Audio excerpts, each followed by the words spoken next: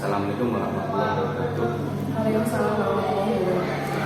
Pagi. Selamat pagi Pak Ilham. Gimana kabarnya hari ini? Sehat alhamdulillah. Sehat. Ya. Sehat ya. Ya. Sehat ya. Di sini saya selaku observer untuk kegiatan pembelajaran organisasi ini, kita mencari kesepakatan sehingga nanti saya akan melakukan supervisi dalam kelas tenis pada hari apa dan jam berapa nanti kita sepakati bersama-sama sebelum kita masuk observasi itu gitu. Nah, untuk itu yang pertama yang saya tanyakan kira-kira Bu Denis bisa untuk supervisi di hari apa dan jam berapa? Kalau untuk jam yang aktif besok itu jam ke-34, berarti sekitar jam 9. Oke. Untuk materinya sistem digesti kelas 11 hari Kamis Pak. Iya. Di tanggal Iya. Kalau sudah kita menemukan kesepakatan apa itu waktu observasi, kita di sini masuk di dalam tahap pra observasi dan saya ditanyakan lebih danis beberapa pertanyaan yang mendasar sehingga nanti ketika observasi di dalam kelas itu terarah dalam aspek apa saja yang ingin dikembangkan. Yang pertama, kira-kira ini dari tujuan apa yang ingin Denis capai dalam pembelajaran besok? Ya. Jadi untuk tujuan pembelajaran sendiri di sistem IGSD itu adalah peserta didik atau siswa itu diminta untuk mampu menganalisis apa itu organ di dalam sistem digesti atau pencernaan, kemudian kandungan makanan di dalamnya, bioproses yang terjadi selama pencernaan dan kelainan-kelainannya Pak. Kelainan dalam sistem digesti sendiri. Oke. Nah, berikutnya Bu, Ya. area pengembangan apa yang tidak dicapai yang ditingkatkan lebih tinggi? Kalau untuk yang ingin dicapai, yang pertama siswa itu harus tahu organ-organ yang terdapat di dalam sistem pencernaan, mulai dari mulut, kemudian makanan diproses di kerongkongan, lambung, usus, kemudian sampai dikeluarkan lewat anus, kan seperti itu. Jadi yang pertama mereka harus tahu dulu apa itu organ pencernaan. Kemudian yang kedua, mereka harus tahu juga tentang zat makanan, kandungan makanan yang selama ini kita konsumsi itu apa saja. Kira-kira misalnya nasi itu ada gulanya atau tidak, seperti itu Pak. Terus yang ketiga, mereka bisa menganalisis kelainan-kelainan atau gangguan yang ada di dalam sistem pencernaan. Misalnya kayak yang sering kasus-kasus kalau anak sekolah itu kan upacara pingsan, kalau ternyata memang belum sarapan, punya asam lambung, punya mah dan sebagainya. Kasus-kasus seperti itu kan bisa kita nanti analisis di materi ini. Selanjutnya yang terakhir, Ya. strategi guru dalam pembelajaran besok yang dipersiapkan. Ya. Biasanya tuh kalau untuk materi sistem itu saya menggunakan project based learning. Kok project based learning? Problem based learning. PBL itu. Ya, PBL. Karena kan berkaitan dengan permasalahannya apa, terus mereka nanti saya minta untuk mencari solusi dari permasalahan tersebut berdasarkan materi yang sudah saya berikan. Yang pertama metodenya PBL, kemudian yang kedua biasanya anak-anak itu tak suruh untuk melakukan praktikum bareng-bareng dengan teman-temannya gitu di lab. Biasanya kalau untuk pencernaan itu uji zat makanan. Oh iya, bisa deh. Iya. Denis dari ketiga pertanyaan tadi, mudah-mudahan besok ketika pelaksanaan observasi atau kunjungan di dalam kelas bisa berjalan dengan lancar sesuai dengan harapan kita di observasi kali ini. Untuk itu, terima kasih atas waktunya Bu Denis. Assalamualaikum warahmatullahi wabarakatuh. Waalaikumsalam warahmatullahi wabarakatuh. Oke, selamat pagi. Pagi. Gimana kabarnya? Baik. Sehat ya? Oke, alhamdulillah. Sudah sarapan? Sudah. Ada yang belum, ada yang sudah. Tadi sarapan pakai apa? Geprek. Pakai geprek. Pagi-pagi makannya geprek ya. Terus gorengan. Tempe goreng. Oh iya, tempe goreng. Gak ada yang makan pakai nasi gitu?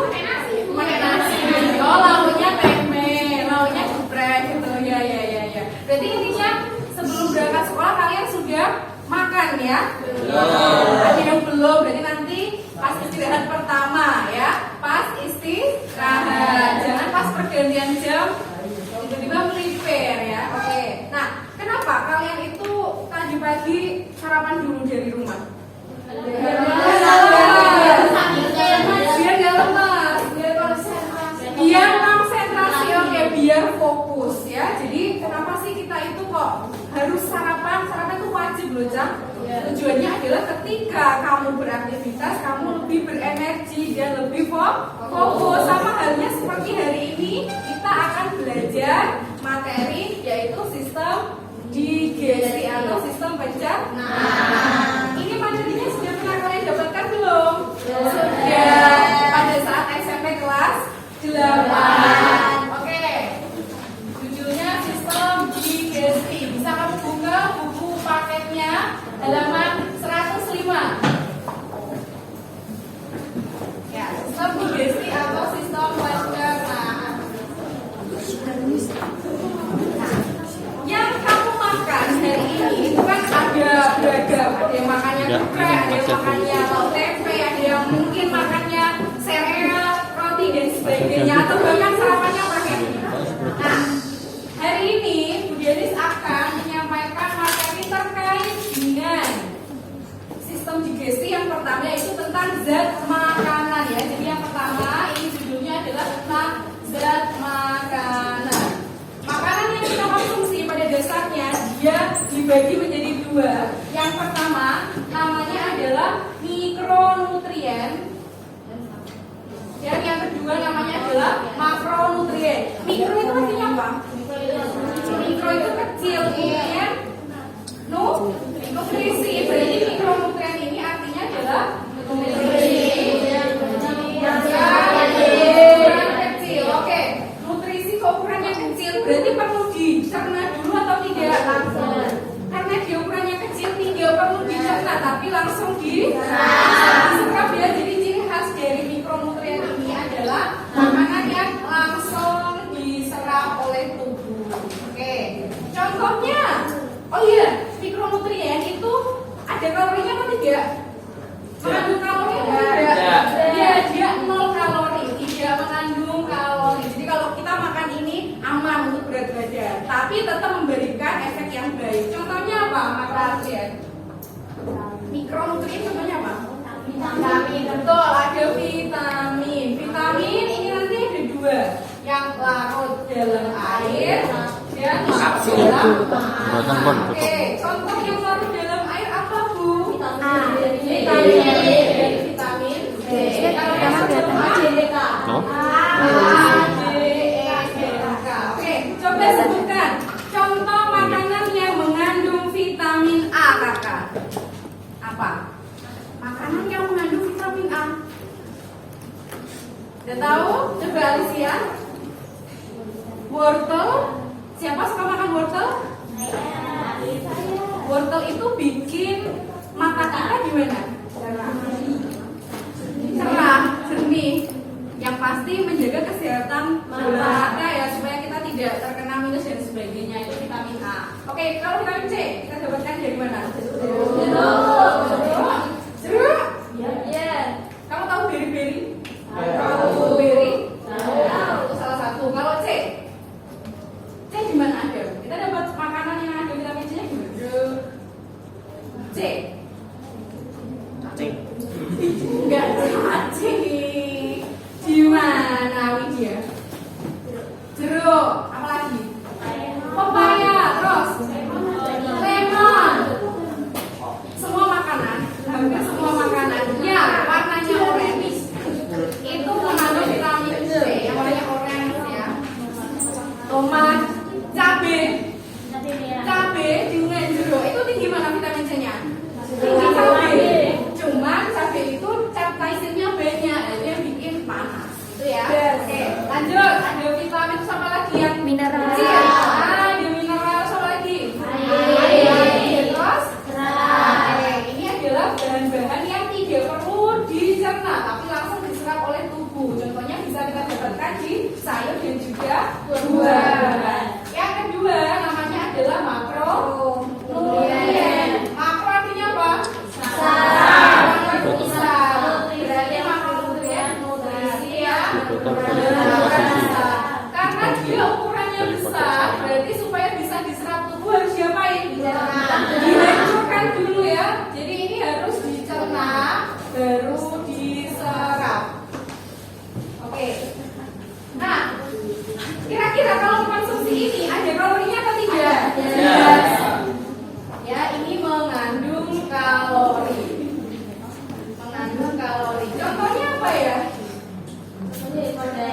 Oke, ada karbohidrat. Terus protein. Terus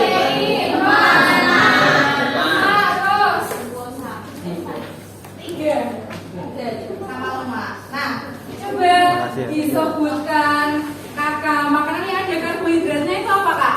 Makanan yang kita konsumsi mengandung karbohidrat itu apa kak? Beras, jagung, Beras. Yang punya matang nasi itu apa lagi? Yang mengandung karbohidrat? Terus? Oke, jagung, kentang, gandum, patela, singkong. Nah, kamu bayangin ya, ada orang sarapan pakai nasi, lawannya mie, lawannya perkedel kentang, ada bawang jagungnya, sambal kentang goreng. Isinya apa itu? Karbohidrat semua ya. Nah, sehat nggak? Kenapa? Banyak kan karbohidrat, gizinya tidak seimbang ya. Biasanya kalau kita makan itu ya ada proteinnya, ada lemaknya juga. Oke, kalau protein Dia bisa menghitung kita mundur. dapatkan dari mana? Setelah berapa menit tadi terus menghitung. Oh. Daging, susu proteinnya ada Kita lihat juga. Kacang, oke protein. Terus kalau lemak kita dari analisis mana? tadi berapa menit Pak? Daging, Gulanya ada alpukat, timernya. Yang gulanya di timer. mentega. Apa lagi? Yogurt. Oke. Ya, jadi makanan ini itu intinya Sekitar 15 menit. bisa mengandung Bener, kalori, Pak? yang artinya bisa menghasilkan Tadi sumber energi 58 untuk menit, kita. Nah, hari ini 10 menit. kita akan melakukan praktikum uji makanan. Ya, jadi bahan-bahan yang sudah Bu Deni sampaikan minggu lalu sudah dibawa? Siap praktek? Tapi sebelum praktek kamu harus tahu dulu ya teorinya. Jadi makanan yang akan kita uji apakah dia mengandung karbo, apakah mengandung protein, apakah mengandung lemak. Ini ada karakternya ya. Jadi uji makanan itu bisa menggunakan beberapa reagen. Bisa menggunakan beberapa reagen. Ini reagen. Kemudian ini hasil. Dan ini adalah zatnya. Yang pertama, mau uji karbohidrat atau amilum. Nah, reagennya pakainya apa? Pakai ion atau iodin. Kalau hasilnya positif, makanannya pakainya apa? Jadi nanti kalau misalnya kamu bawa nasi, bawa mie dan sebagainya ditetesi, tugol kalau warnanya biru kehitaman, maka itu mengandung karbohidrat. Oke, terus selanjutnya kalau mau uji protein, pakainya apa? Uret. Uret itu warna aslinya apa? Biru. Warna aslinya biru. Ketika dimasukkan ke makanan yang mengandung protein, maka makanannya jadi Yang ketiga uji pakainya apa? Ya ada reagennya. Kita bisa pakai kertas. Kalau positif nanti warnanya Terus yang keempat uji glukosa. Pakainya apa? Bisa pakai Veclin, bisa pakai Benedict. Kalau positif bisa hijau, bisa oranye, atau merah. Sudah siap praktikum? Ya, itu adalah acuan untuk nanti ya mendeskripsikan makanan ini hasilnya kandungannya apa dan sebagainya. Jadi itu adalah acuannya gitu ya. Untuk cara kerjanya nanti bisa dibaca di buku paket, sudah ada panduannya ya. Oke, yuk sekarang kita siap-siap untuk ke laboratorium.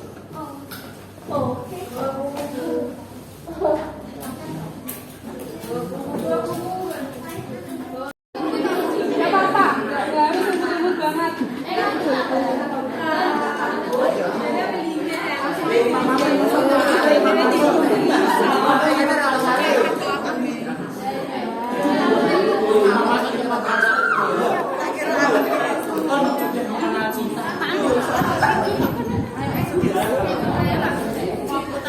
Jangan sampai kena preparannya di atas.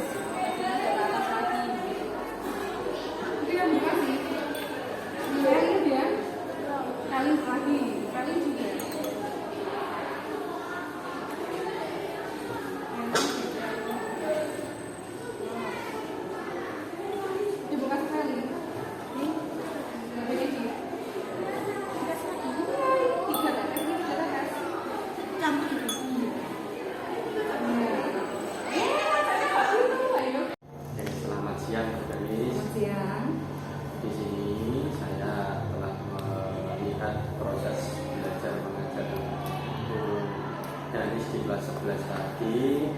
ada beberapa catatan-catatan reflektif dari saya Iya. untuk Danis yang sudah saya dapatkan, dan saya ucapkan selamat kepada Bu Danis terlebih dahulu karena proses pembelajaran berjalan dengan lancar, berjalan dengan baik, sudah sesuai rule, sesuai dengan rencana Bu Danis, sesuai dengan tujuan pembelajaran Bu Danis dan lain sebagainya. Akan tetapi ada beberapa catatan penting supaya kita bisa bisa merefleksikan dirinya dari sebuah ada sebuah catatan yang penting juga untuk kita. Yang pertama itu adalah media pembelajaran yang dari pakai tadi, alangkah lebih baiknya diperbanyak dengan video-video, gambar-gambar dan sebagainya itu. Yang kedua, ini lebih ditingkatkan kembali ya proses pembelajaran ini supaya lebih efektif lagi. Yang tadi sudah bagus, sudah efektif, tapi supaya lebih feedbacknya antara murid dengan guru itu lebih banyak lagi, tidak hanya 1-2 saja, tapi nanti bisa lebih meningkat. Mungkin dari kelompok-kelompok kecil itu anak bisa lebih berani menampilkan diri dan sebagainya. Yang ketiga, konten pembelajaran itu supaya dibuat sesuai dengan kebutuhan atau gaya belajar murid. Mungkin itu catatan-catatan penting untuk merefleksikan diri. Dan terima kasih. Mungkin ada konfirmasi terkait itu. Ya, sebelumnya terima kasih Pak Irfan untuk catatannya pada pembelajaran yang saya berikan kemarin. Jadi ini adalah pertemuan pertama saya mengajar di sistem digesti. Sebenarnya kan ada 5 pertemuan nanti. Nah, karena di materi pertama, maksud saya itu pertemuan pertama di materi ini, jadi memang yang ditonjolkan itu adalah tentang bab makanan. Jadi tadi itu memang materinya sedikit gitu Pak. Tapi saya perluas lagi dalam hal praktikumnya di dalam lab gitu. Dan mungkin untuk kedepannya saya akan memberikan gambar dan PPT yang lebih menarik lagi seperti itu, agar nanti pembelajaran yang diterima siswa juga lebih kuat. Terus setelah itu juga saya akan memberikan gaya belajar yang lebih sesuai dengan kebutuhan siswa. Misalnya kayak yang praktikum kemarin itu kan saya berikan untuk anak-anak yang kinestetik, untuk yang anak auditori mungkin nanti ada lagu-lagu ya, jadi biar mereka lebih paham dan ingatnya lebih lama gitu loh. Biasanya kalau anak-anak diberikan yang seperti itu kan dia lebih iya ingat gitu. Terus mungkin juga ada penugasan lain yang lebih memperkuat lagi. Biasanya kalau habis praktikum itu kan anak-anak disuruh untuk membuat laporan praktikum gitu. Jadi nanti ada tagihan seperti itu per individu, jadi tidak per kelompok tapi per individu semuanya membuat, sehingga nanti mereka melakukan praktikum tapi ada materi yang didapat juga, nanti ada penguatan dari saya dan hasilnya berupa laporan itu tadi. Seperti itu. Nah, rencana tindak lanjutnya Bu Danis supaya nanti di pertemuan yang akan datang bisa lebih baik dan sesuai dengan apa yang Bu Danis tadi sampaikan rencananya yaitu tadi satu ya yang sudah saya sampaikan sebelumnya. Kemudian yang kedua, untuk di subbab selanjutnya itu kan masuk di materi organ pencernaannya ya Pak. Jadi mungkin nanti saya akan mengajak mereka untuk bermain di lab. Nggak bermain sih sebenarnya, ya mengenal organ-organ. Kan di lab itu ada banyak ya organ-organ pencernaan dan sebagainya. Kayak misalnya hati itu letaknya di sini, dia fungsinya untuk ini, lambung letaknya di sini, jangan kebalik seperti itu. Ya sama sih, cuman mungkin nanti pembelajarannya saya lebih banyak menggunakan laboratorium, alat-alat laboratorium. Dan nanti seperti yang Pak Irham sarankan, PPT berisi gambar yang lebih banyak, lebih menarik, kemudian video belajarnya juga akan saya perbanyak lagi gitu. Ya mungkin segitu dulu aja Pak untuk rencana selanjutnya. Atau kalau enggak, mungkin nanti ada penugasan juga untuk mereka kayak membuat ala-ala organ pencernaan tapi pakai alat bekas, kardus gitu. Terima kasih ini satu-satunya sudah mengganggu waktu dari dalam mengajar. Enggak apa-apa. Setelah mengajar masih di Sama-sama sharing ilmu. Terima kasih sekali lagi dan mohon maaf jika pertanyaan saya membuat pertanyaan. Tidak ada ya. Iya. cukup saya cukupkan dan